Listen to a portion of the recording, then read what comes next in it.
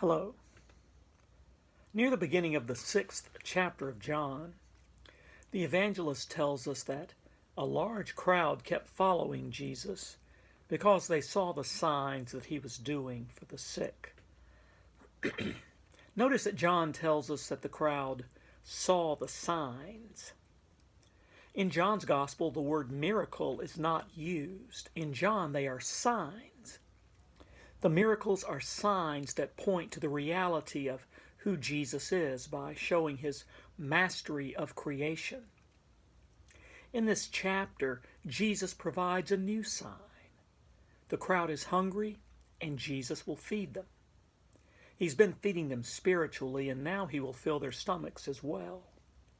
This new sign points not simply to Jesus' mastery of creation, but to how with Jesus we are transformed from scarcity to abundance.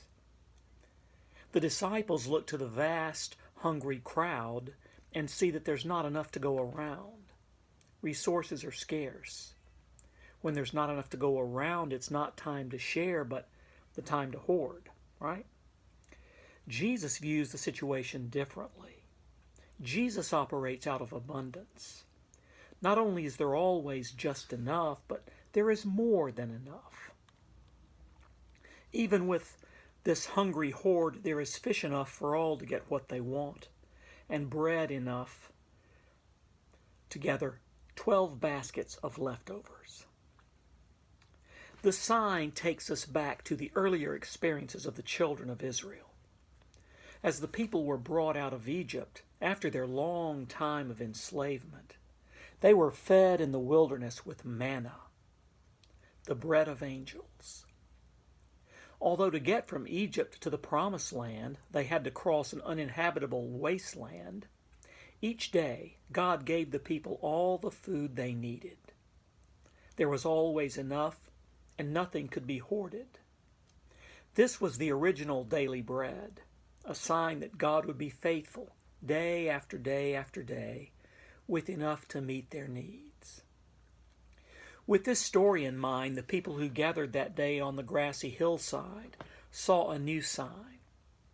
Here was Jesus on the hillside, freely offering abundance. Everything the people needed for life came without cost. Jesus offered not merely free healing and free food, but Jesus offered transformation from scarcity to abundance. There would be more than enough for everyone. Jesus wants much more than to heal people who will later get sick again or to feed people who will again hunger. Jesus wants to give them more. The something more is what the sign points to. Jesus tells them, "Do not work for the food which perishes, but for the food which endures to eternal life." That food is Jesus himself, who will in a few verses say, "I am the bread of life." To be clear, it is not the will of God that anyone should go hungry. The hunger and poverty of this world are signs that we remain poor stewards of the gifts God has given us, and that this kingdom has not come in its fullness. While some are truly poor, none can be truly rich.